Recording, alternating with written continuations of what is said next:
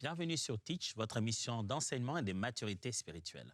Aujourd'hui, nous sommes en train d'avancer dans notre détermination à comprendre ce que veut dire chaque mot lorsque Paul utilise dans 1 Corinthiens chapitre 13 pour décrire l'amour.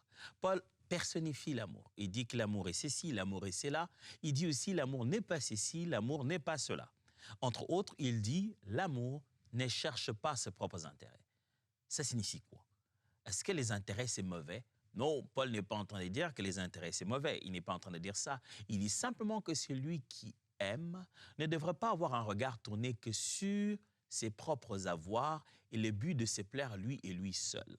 Je peux étendre cette explication jusqu'à près de 5 à 6 points et arriver à donner 5 autres points pratiques pour vivre au quotidien une vie qui aime les gens sans chercher ses propres intérêts. Alors, let's teach. Grandissons ensemble.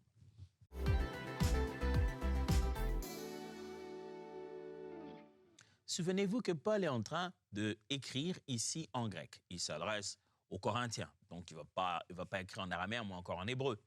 Mais il écrit en grec et il leur explique. À la base, il leur parle des dons spirituels. Il leur dit, écoutez, les dons spirituels, parler en langue, prophétie. Et il leur dit, je vais vous montrer une voie plus excellente. C'est-à-dire, pour pouvoir atteindre ce même but d'édifier les gens, sachez-le bien que ça doit se faire avec une motivation fondamentale, qui est l'amour. Alors, il décrit l'amour selon Dieu. L'amour de la nature divine, l'amour que Dieu, avec lequel Dieu aime les hommes, avec lequel nous, chrétiens, sommes capables d'aimer les autres, parce que cela est rempli dans nos cœurs par le Saint-Esprit qui nous a été donné. Amour agapé, que l'ancienne traduction traduit par charité. Un amour très différent, l'amour de la nature de Dieu. Alors, en le citant, Paul dit des choses que l'amour est, et pour bien définir, il dit aussi des choses que l'amour n'est pas, ou l'amour ne fait pas. Entre autres, il dit que l'amour ne cherche pas ses propres intérêts. Ça veut dire que celui qui aime son père, sa mère, ses sœurs, ses frères, sa femme, son mari, ses collègues, celui qui exprime l'amour au quotidien, devrait être animé par ce souci de ne pas chercher ses propres intérêts. Être prêt à abandonner ses propres intérêts par amour. Et ça se fait pas seulement parce qu'on aime tellement cette jeune fille, tellement cet homme, parce qu'on veut se marier, on abandonne tout, on le suit. Non, ça c'est une attitude qu'on doit avoir pour toute personne, devant toute personne, pour n'importe quelle forme d'amour, parce que c'est la nature même de l'amour selon Dieu. Mais quel est ce mot qu'il utilise en grec? C'est le mot zeteita eiotes. Vous savez bien que je tente de vous lire les mots. Je tente vraiment de lire la translittération. Je ne lis pas en grec.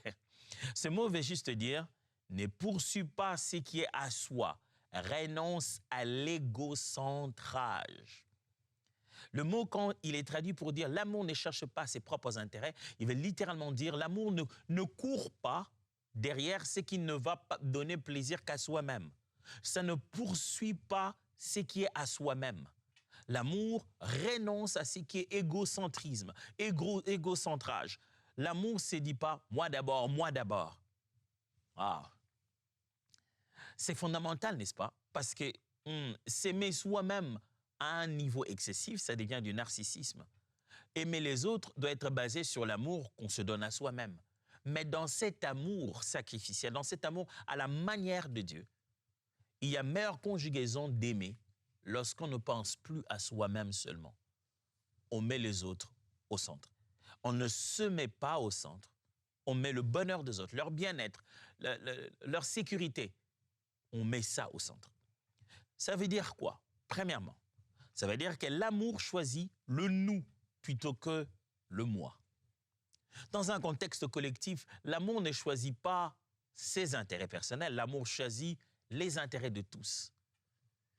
Dans un couple, si on s'aime, on ne doit pas gagner individuellement. Je gagnais, j'ai eu raison. Non, non, non, on ne peut plus avoir raison seul. Parce qu'on vit pour le nous, non pas pour le moi. Dans une famille, il en est pareil. Dans une équipe, il en est pareil. Quand quelqu'un réfléchit sur le bonheur des autres, il sait que dans sa conjugaison, dans son expression, il ne pourra plus dire seulement « moi », il devra dire « nous ». Et parce qu'il réfléchit en termes de « nous », il ne considère pas seulement son bien-être, il intègre aussi celui des autres. « Ah, moi, je me suis acheté une voiture, mais pour rouler où? Et nous alors? Ah, moi, je me suis fait ceci. » Ça ne signifie pas que tu deviens responsable du bien-être des autres. Ça veut simplement dire que tu dois penser, pas seulement à toi-même, mais penser aussi aux autres. 1 Corinthiens 10, verset 24 dit que chacun de vous, au lieu de songer qu'à lui-même et de chercher à jouir tout ce qui est permis pour son avantage personnel, pense aussi au salut et aux intérêts des autres. Il y a plein de choses qui sont permises pour notre bien-être. Mais Paul dit, il faut dépasser ça, penser aussi au salut et aux intérêts des autres. Mon message ne veut pas dire « n'aie pas d'intérêt ». Non, non, non, non. Mon message veut dire « dans tes intérêts, associe aussi les intérêts des autres ». On n'annule pas les intérêts de tous les camps. Toi, tu annules les intérêts, moi aussi, j'annule. Non, non, non. Ça veut simplement dire autant je pense à mon bien-être. Je me dis à la fin comment je vais en bénéficier. Je dois aussi me dire à la fin comment lui va en bénéficier. Philippiens chapitre 2, versets 3 à 4 dit « Ne faites rien par esprit de parti ou par vaine gloire, mais que l'humilité vous fasse regarder les autres comme étant au-dessus de vous-même. Que chacun de vous, au lieu de considérer ses propres intérêts, considère aussi ceux des autres. » J'ai appris quelque chose à travers ces versets dans mon couple avec ma femme. J'avais des projets, j'avais des idées, je pensais. Et j'ai appris avec le temps, chaque fois que je conçois une idée, de me poser la question, quelle est la contrepartie pour ma femme? Si bien que deux fois, je me suis dit non, puisque j'ai eu cette idée, je l'ai eue peut-être en pensant en moi-même d'abord, mais en fait, je l'ai eue pour son bonheur à elle. Pour son bonheur à elle, pour son bonheur à elle, pour son bien-être à elle. Des fois, je me dis, bah, OK, je vais m'acheter quelque chose, je vais faire. Et puis là, je me pose la question, et elle? Et je me rends compte que quand j'essaie de tourner l'intérêt dans sa direction à elle, je me rends compte qu'elle en a peut-être plus besoin que moi, je donne l'impression d'en avoir. Ça change beaucoup de choses. Bah, je n'étais pas comme ça du tout, je vous assure. Je n'étais pas comme ça du tout. Pas parce que j'étais égoïste à la base, mais seulement parce que, voilà, j'ai grandi seul, hein, célibataire, bien sûr, mes frères et sœurs, mais à un niveau personnel, j'ai toujours été quelqu'un d'ouvert pour partager, mais à un niveau personnel, quand je pense à moi, je suis maintenant marié, oui, mais j'ai besoin d'acheter quelque chose pour moi. C'est moi qui en ai besoin. Je n'ai pas besoin de penser aux besoins des autres d'abord. C'est moi qui ai faim, c'est moi qui ai soif, c'est moi qui ai envie de m'habiller. Et justement, la Bible dit l'amour, quand il pense au fait que j'ai des besoins que je peux remplir, il doit se dire, et les autres qui me sont proches, qui me sont connectés, les autres qui pouvaient bénéficier de ces mêmes moyens, qui prendra soin d'eux pendant qu'ils sont à côté de moi, pendant qu'ils sont disponibles à moi? Ça n'annule pas mon besoin. Ça ne veut pas dire que je ne vais pas accomplir mon besoin. Ça veut simplement dire que je ne pense plus en termes de moi, je pense en termes de nous. Retenez cette phrase. Le véritable amour remplace mon profit par notre progrès. Le véritable amour remplace la pensée de mon profit, en quoi ça me profite, en quoi ça me profite. Ça remplace là par la réflexion de quel est notre progrès. Comment ceci fait progresser tout le monde vers un objectif. Deuxièmement, l'amour sert sans calculer le retour. Évidemment, lorsque l'amour veut démontrer son côté désintéressé, et bien sûr, il sert sans calculer les retours. Il ne sert pas avec un agenda en disant, bon, je fais ça, ça va leur coûter cher. Hein? Moi, je fais ça pour vous, vous devez aussi faire ça pour moi. Ce n'est pas une forme d'échange économique. Lorsque l'amour rend service, il ne s'attend à rien. Luc chapitre 6, versets 32 à 35. Si vous aimez ceux qui vous aiment, quel gré vous en sera-t-on? Les pécheurs aussi aiment ceux qui les aiment. Si vous faites du bien à ceux qui vous font du bien, quel gré vous en sera-t-on? Les pécheurs agissent de même. Et si vous prêtez à ceux qui vous espèrent, ce que vous espérez recevoir, quel gré vous sera-t-on? Les pécheurs aussi prêtent aux pécheurs, afin de recevoir l'appareil. Mais aimez vos ennemis. Faites du bien et prêtez sans rien espérer. Et votre récompense sera grande et vous serez fils du Très-Haut, car il est bon pour les ingrats et pour les méchants. Waouh! C'est un grand challenge, c'est un grand défi.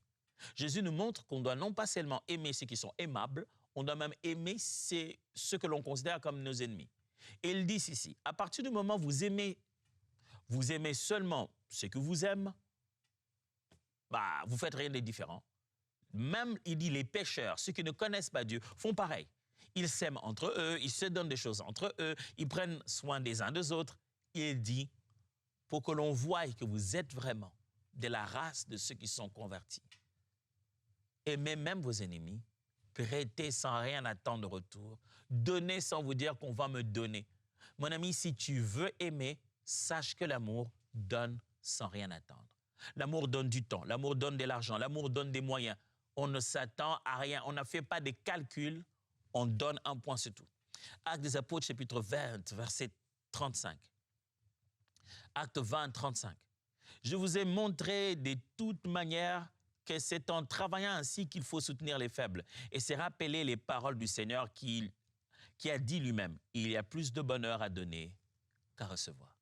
Plus de bonheur à donner qu'à recevoir. À donner qu'à recevoir. L'amour qui ne cherche pas ses propres intérêts va juste donner, pas recevoir.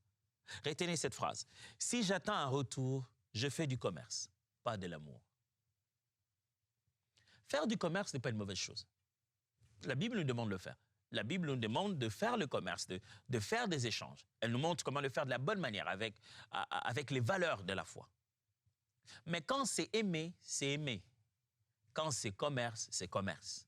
Ne mélangez pas les deux. Quand vous voulez exprimer l'amour à quelqu'un, vous ne pouvez rien attendre en retour. Ce n'est pas une forme d'échange. Ne servez pas quelqu'un pour le culpabiliser, pour lui mettre une dette qu'il devra rembourser. Quand vous aimez, donnez sans rien attendre. C'est pourquoi la Bible dit, donnez à ceux qui ne sont pas en position de vous rendre l'appareil. Donnez à ceux qui se poseraient la question, comment je peux faire la même chose pour toi? Ils se rendent compte que c'est simplement impossible. Si j'attends un retour, je fais du commerce. Ce n'est plus de l'amour. Je vous en supplie et je vous encourage. Donnez sans rien attendre. Quelle est la dernière fois que vous avez donné à quelqu'un que vous savez qu'il n'a pas le moyen de vous rembourser et que vous y attendez même pas? Quelle est la dernière fois que vous avez dit à quelqu'un, non, je ne veux pas être remboursé? Quelle est la dernière fois que vous avez dit à quelqu'un, je fais ça pour toi, tu n'as pas besoin de venir faire le même temps chez moi, tu n'as pas besoin de conjuguer le même sacrifice, je le fais par amour. L'amour ne cherche pas ses propres intérêts. Troisièmement, ça signifie, l'amour écoute avant de demander. L'amour prête oreille avant de réclamer quoi que ce soit. Si l'amour ne cherche pas ses propres intérêts, dans une situation, on ne vient pas d'abord demander recevoir. On vient plutôt se rendre attentif pour donner. Puisqu'on ne cherche pas ses propres intérêts, on ne vient pas poser des demandes. On vient plutôt en recevoir. On vient écouter quelqu'un qui a des choses à nous dire. Jacques chapitre 1, verset 19. Vous savez tout cela, mes chers frères, ainsi que chacun de vous soit toujours prêt à écouter, mais qui ne se hâte pas de parler ni de se mettre en colère. Chacun soit prêt à écouter, mais qui ne se hâte pas de parler ni de se mettre en colère. Frères et sœurs, l'amour véritable tend l'oreille. Je te donne mon oreille pour recevoir ta demande. Je ne te tends pas mes mots juste pour lâcher mes besoins. L'amour qui ne cherche pas ses propres intérêts tend l'oreille pour écouter, tend l'oreille pour recevoir qu'est-ce qui se passe chez l'autre. Proverbe chapitre 18, verset 13. Proverbe 18, verset 13. C'est lui qui répond avant d'avoir écouté, fait un acte de folie et s'attire la confusion. J'aime les proverbes, c'est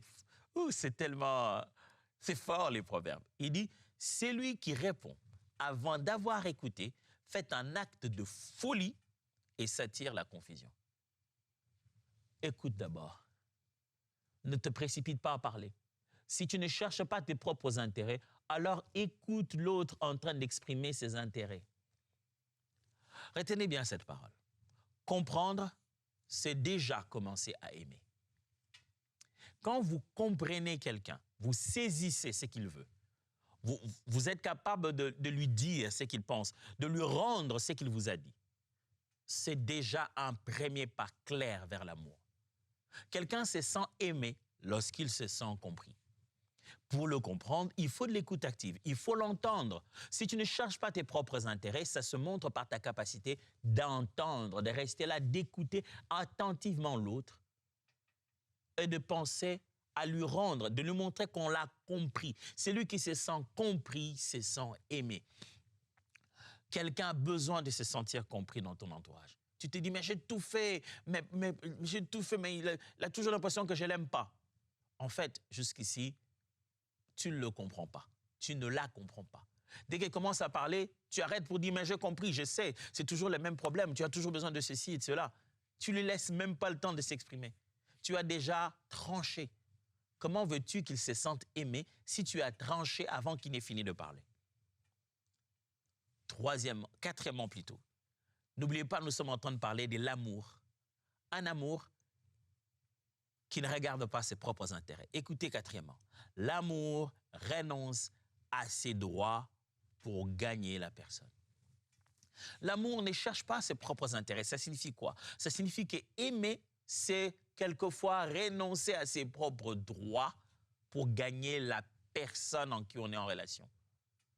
Je parle de ses droits, pas seulement des avantages passagers, de ses véritables droits. Tu en as le droit, tu le devais, on te le doit. Légalement, logiquement, tout est à toi. Mais tu viens et tu renonces. Tu dis, je renonce à ça. Parce que je préfère garder cette personne. Ce frère, cette sœur, ma femme, mon mari, mon pasteur, mon bien-aimé, mon collègue, ma collègue, la personne à qui je veux montrer l'amour. Je vais garder cette personne, je veux montrer l'amour à cette personne. J'ai droit de m'asseoir, mais je me lève parce que je vais garder une bonne relation avec, je vais exprimer à cette personne l'amour de Dieu. 1 Corinthiens 9, 19 à 23. 1 Corinthiens 9, 19 à 23. Car bien que je sois libre à l'égard de tous, je me suis rendu le serviteur de tous, afin de gagner le plus grand nombre. Avec les Juifs, j'étais comme Juif, afin de gagner les Juifs.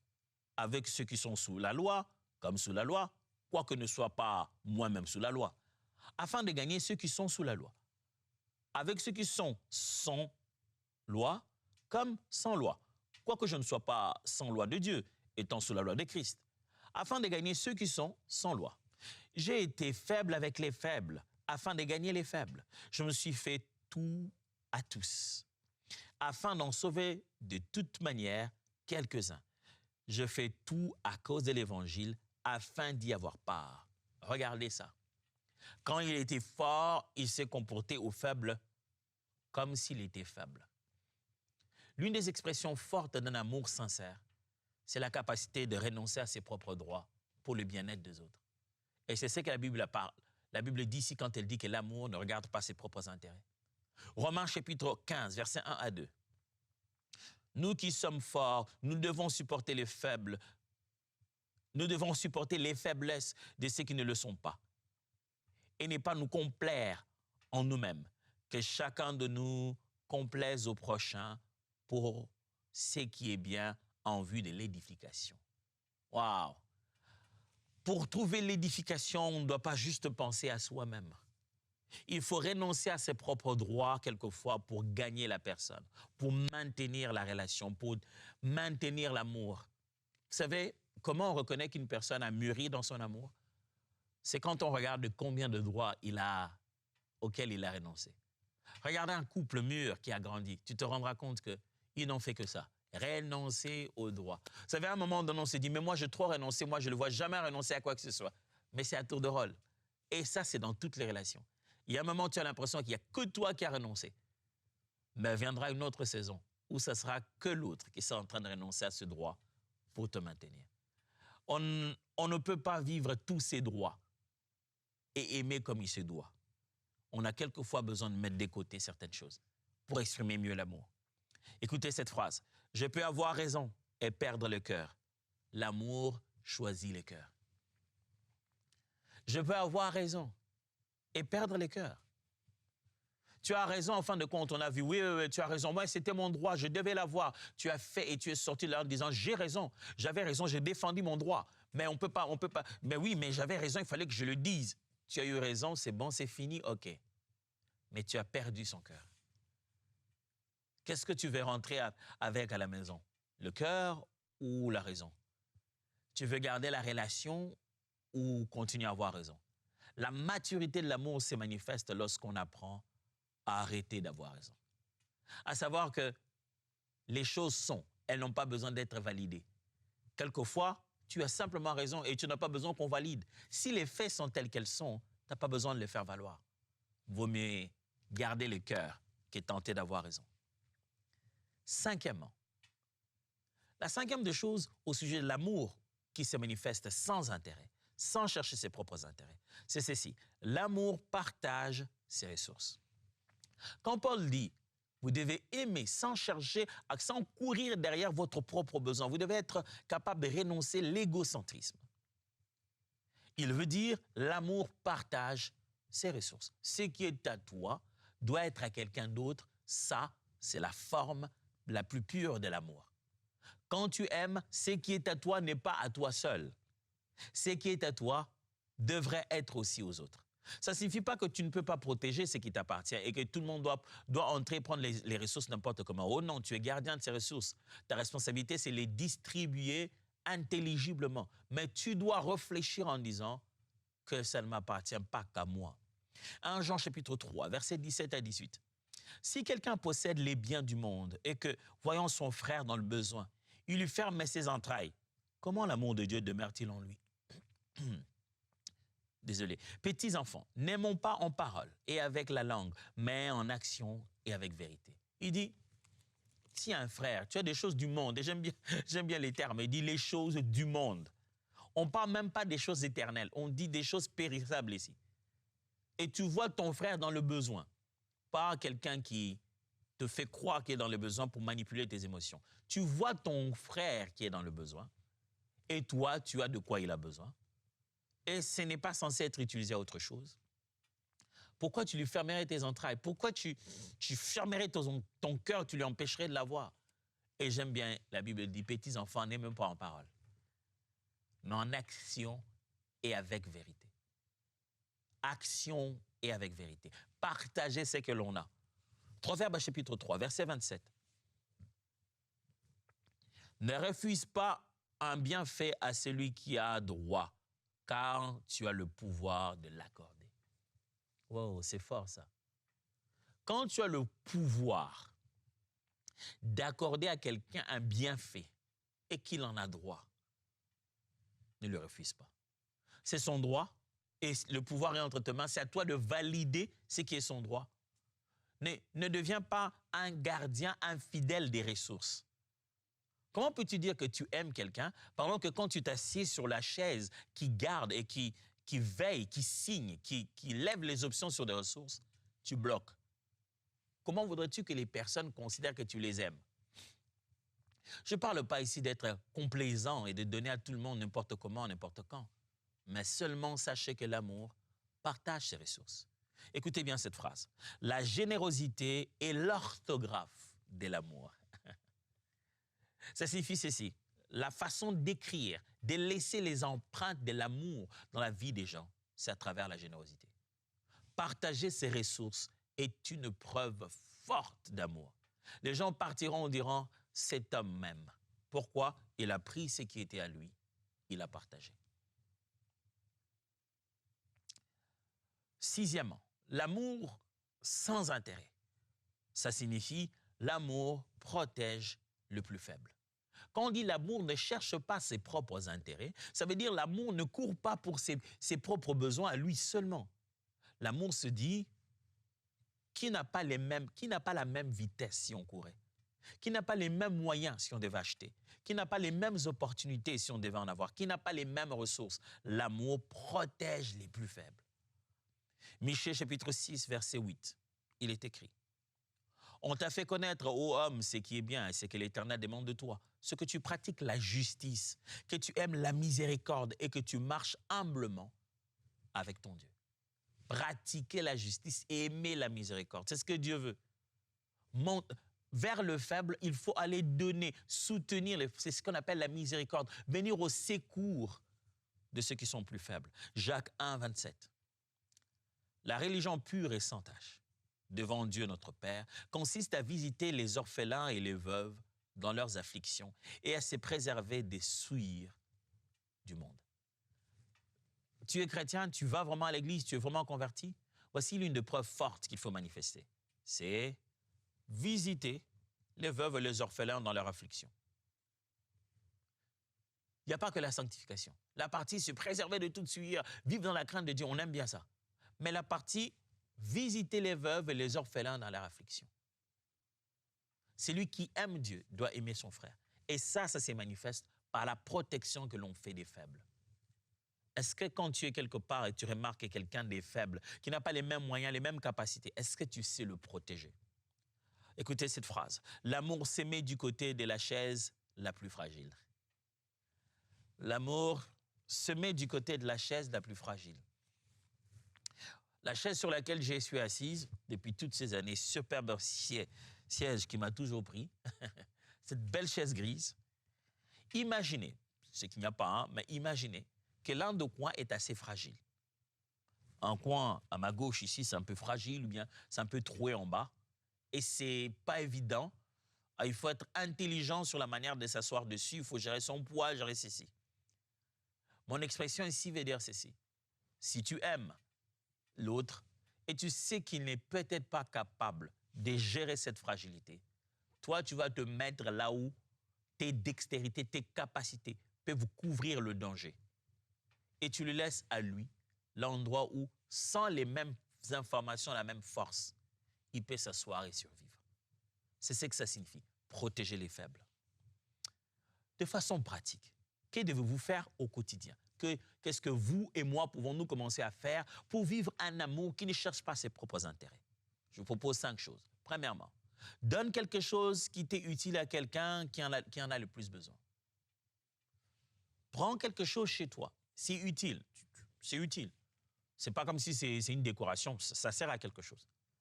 Mais donne-les à quelqu'un dont tu te rends compte qu'il en a en fait plus besoin que toi-même. Un véhicule, un habit, un meuble, un numéro de téléphone, quoi que ce soit, mais donne à quelqu'un quelque chose parce que tu t'es rendu compte que son besoin à lui va au-delà du tien. Tu en as besoin, certes, mais il est dans des conditions plus complexes que les tiennes. Deuxièmement, propose ton aide sans attendre retour. Cette semaine et durant tout ce mois, cherche les occasions de donner de l'aide sans être payé, de donner de l'aide sans qu'on te rende l'appareil. Trouve les opportunités de faire des choses pour des gens qui ne pourront jamais te remettre. 3. Prie d'abord pour les besoins des autres.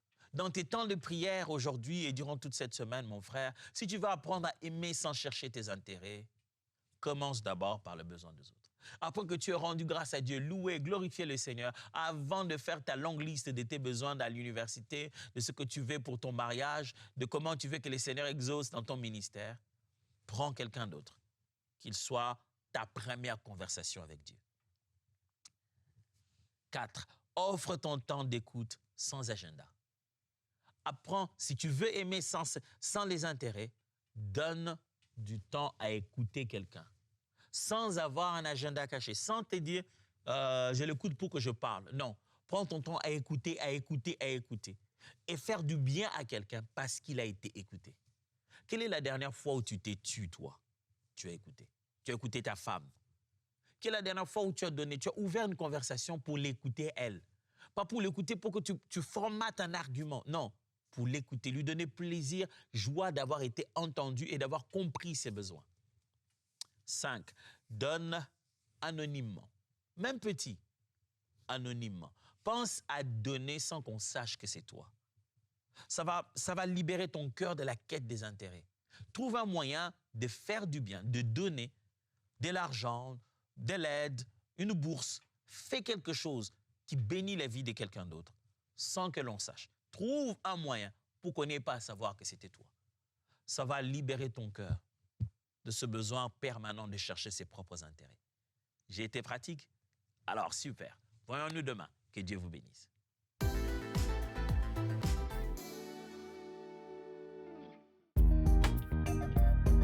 Merci à tous nos précieux partenaires grâce auxquels cette émission a pu être réalisée.